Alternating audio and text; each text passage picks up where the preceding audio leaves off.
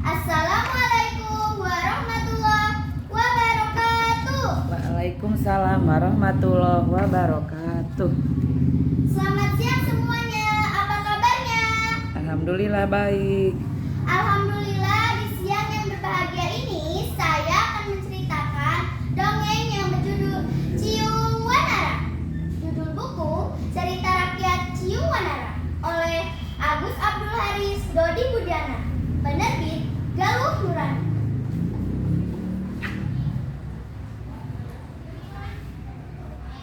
Ciung Wanara.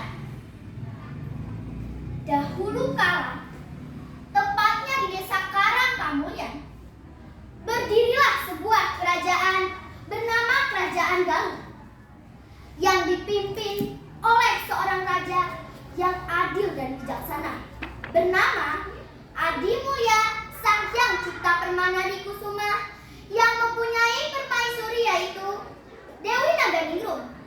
Namun beberapa tahun rumah tangga belum juga dikaruniai anak. Ampun Kanda, ada yang hendak hamba katakan. Sepertinya hamba tidak mampu untuk memiliki keturunan. Apa tidak sebaiknya Kanda menikah lagi? Apa?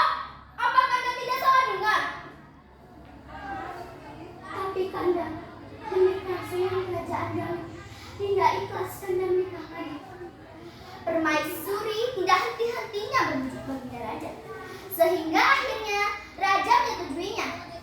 Ia menikah dengan selir, yaitu dengan Dewi Pangrenyep. Dan tak lama kemudian Dewi Pangrenyep mengandung. Begitu senangnya Dewi Pangrenyep dan semua rakyat Galuh. Namun kegembiraan Dewi Pangrenyep mulai terusik, karena tak lama dikabarkan Naganingrum mengandung juga.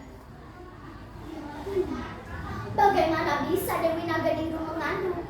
Apa tidak sebaiknya aku singkirkan saja dia dari istana ini? Beberapa bulan kemudian lahirlah sejabang bayi dari Dewi Pangrenyep dan diberi nama Haryang Bangah. Dan tak lama kemudian Dewi Naganingrum melahirkan seorang putra gagah dan tampan. Uwa Lengserlah yang merawatnya, hingga suatu waktu Uwa Lengser berkata kepada permaisuri, "Izinkan hamba untuk menyelamatkan sang jabang bayi sebagai amanat dari tuanku baginda." "Ada apa gerangan Uwa Lengser?" "Sang jabang bayi meski diselamatkan, dikhawatirkan Dewi Pangrenyep akan mengancam keselamatan sang jabang bayi." "Sebegitukah? Oh, bayiku yang tampan, betapa malangnya nasibku. Demi keselamatanmu, ibunda rela melepasmu. Mudah-mudahan suatu saat kita bisa dipertemukan kembali." Uwa Lengser dengan sigap membawa sejabang bayi. Disiapkanlah peti yang dinamakan kandaga, dan dimasukkanlah bayi mungil disertai dengan sebutir telur ayam. Maka Uwa Lengser membawa peti itu menuju sungai Citandur, lalu dihanyutkanlah. "Maafkan adik, bukan aku jahat akan menghanyutkanmu, tapi ini semua demi keselamatanmu. Ku yakin Tuhan akan menolongmu."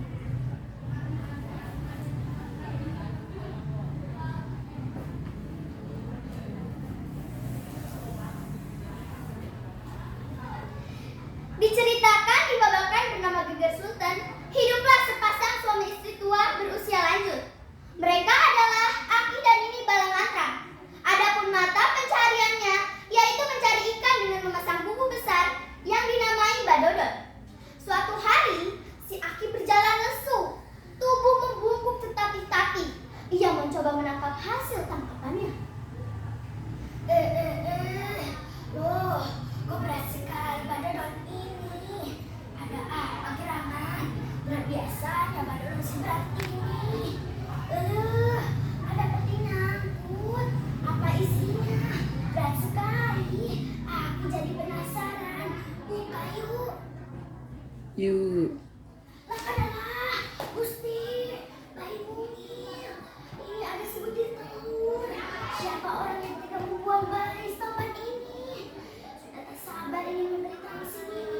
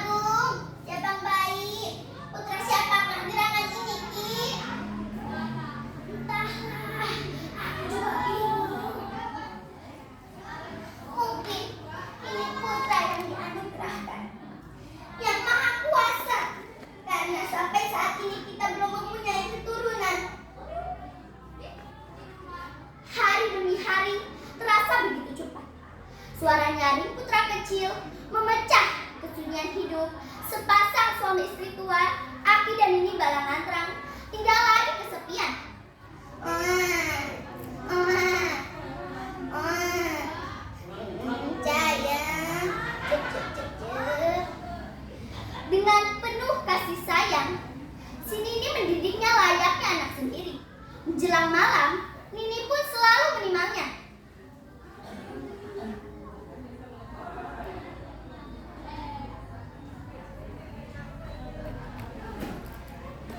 Diceritakan anak itu sudah besar, hingga suatu hari si Aki mengajak putra berburu ke hutan. Terdengar riuh suara burung dan suara hewan lain di sekitar hutan.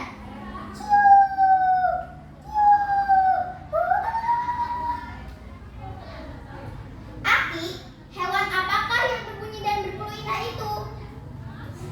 Mana wahai putraku? Itu Ki yang hinggap di pepohonan. Oh, itu mah cium Kasep. Tiba-tiba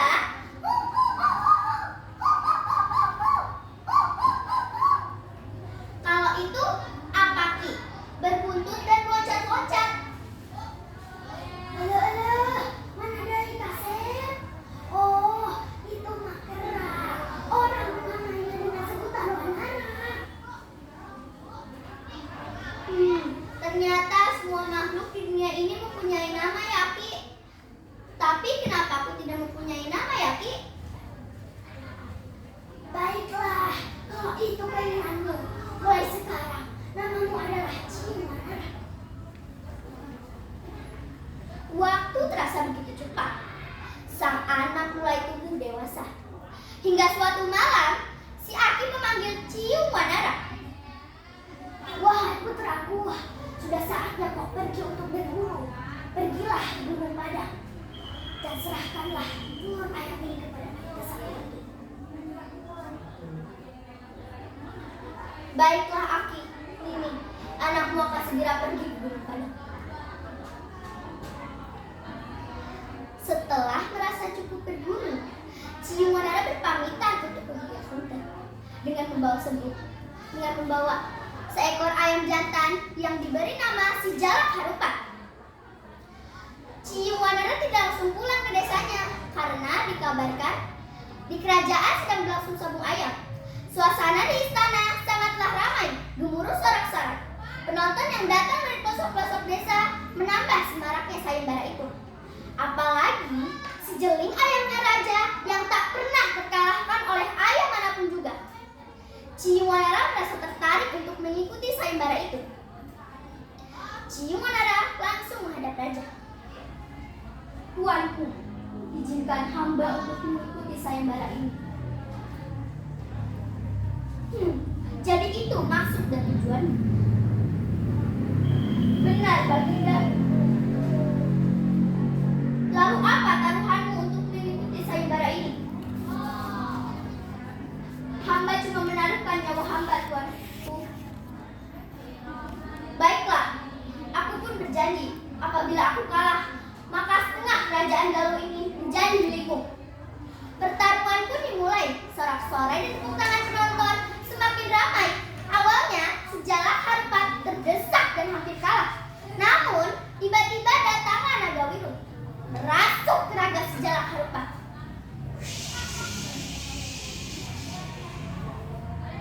Dan akhirnya Sejalak Harupat menang.